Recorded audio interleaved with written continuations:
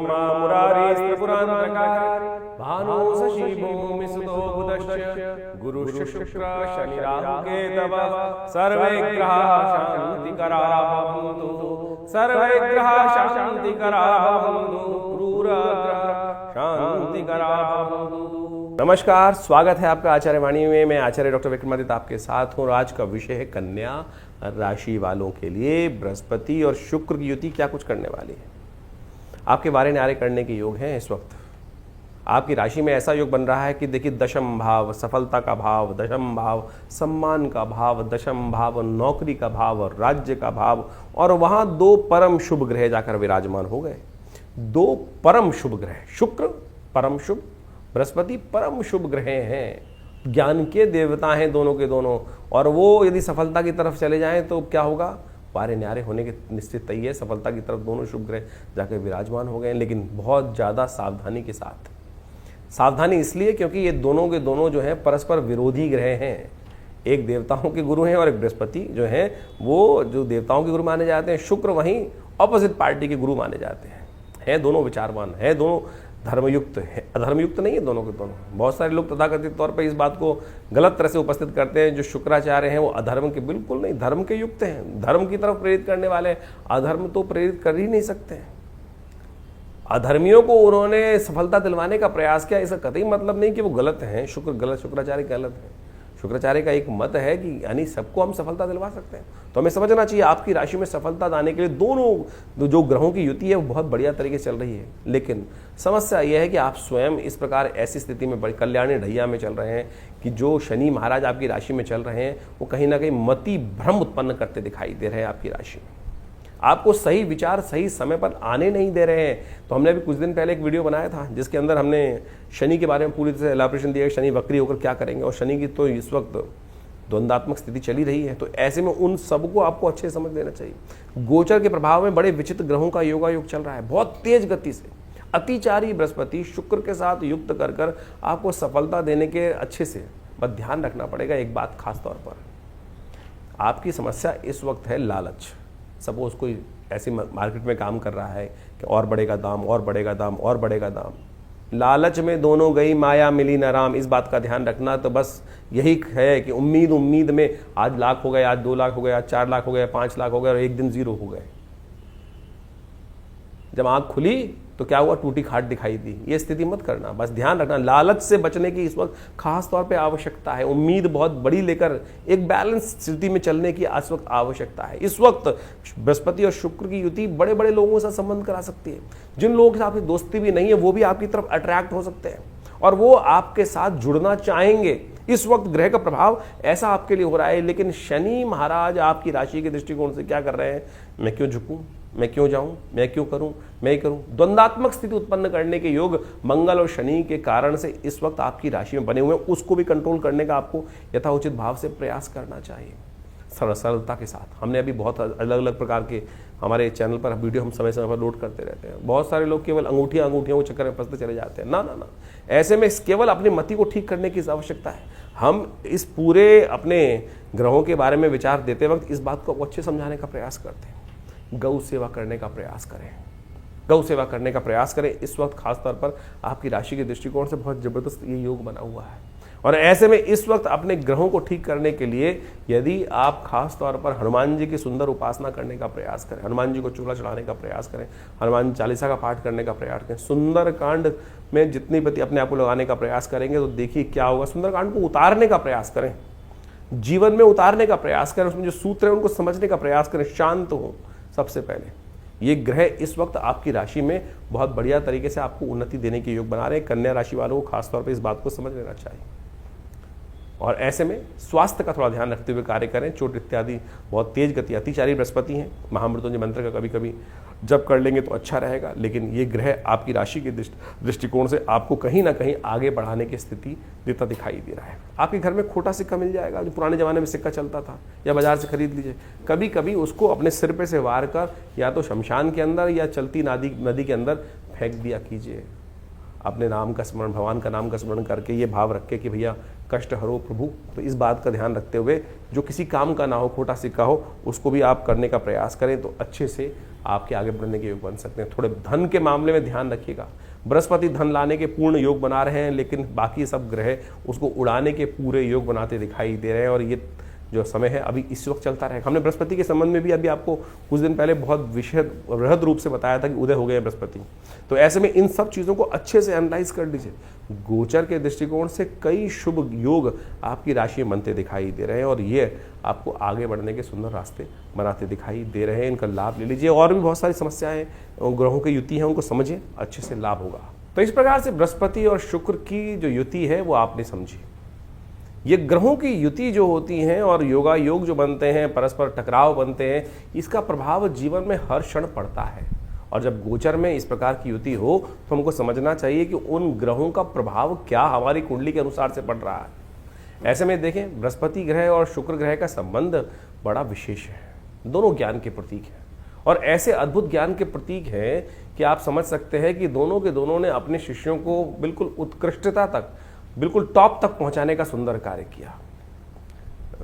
देवगुरु बृहस्पति तो साक्षात देवताओं के गुरु माने जाते हैं, लेकिन शुक्र के संबंध में बात कहा जाए तो वो दैत्यों के गुरु माने जाते हैं।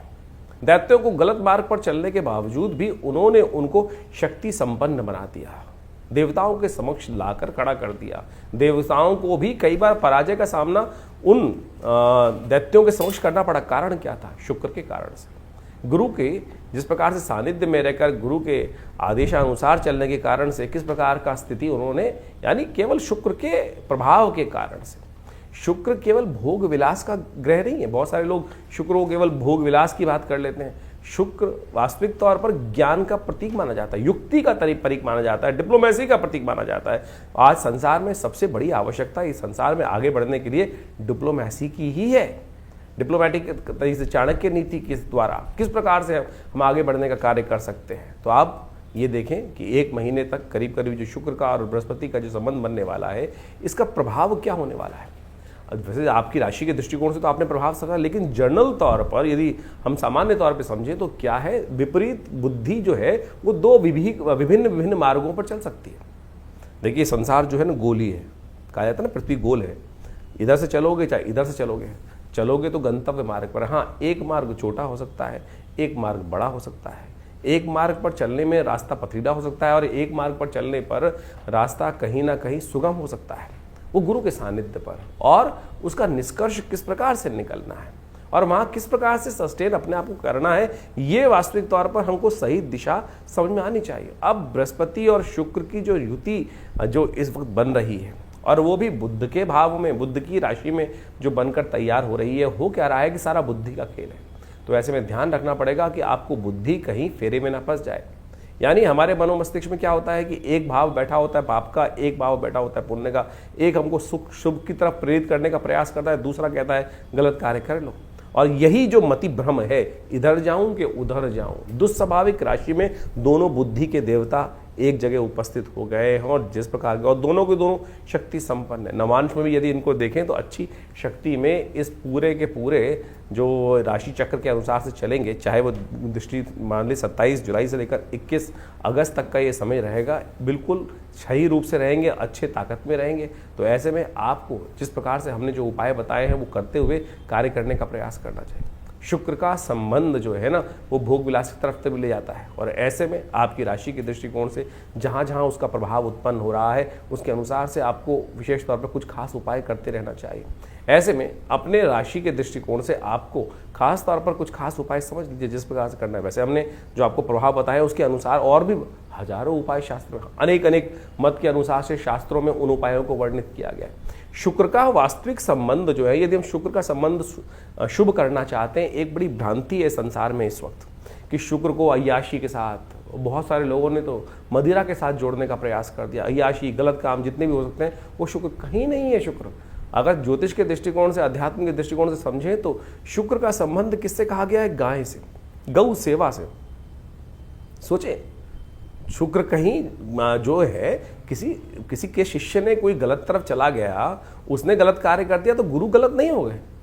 शुक्राचार्य जी ने कहीं कोई व्यभिचार नहीं किया, इस बात को हमको समझना चाहिए। तो शुक्र कहाँ से, जो कई लोग मतलब वास्तविक तौर पे अभी कुछ दिन बड़ा विचित्र स्थिति समझी कि एक जो व्यक्ति बहुत सारे जगह बैठे हुए एक फालतू बात कर रहे थे कि शुक्र यदि ताकतवर देना चाहते हो तो शराब पीना शुरू कर दें। अरे क्या ज्योतिष का सत्यानाश करना चाहते हैं? अध्यात्म का, ज्योतिष एक आध्यात्मिक विज्ञान है और वहाँ मदिरा का पान करना जो ग्रह सिखाए, जो व्यक्ति सिखाए, वो ना तो आध्यात्मिक हो सकता है ना तो विज्ञान के साथ हो सकता है। तो इस बात को हमको समझ लेना चाहिए अच्छे से। शुक्र को यदि प्रबल करना चाहते हैं तो एक बात समझ लें, दूध का सेवन बढ़ाएं।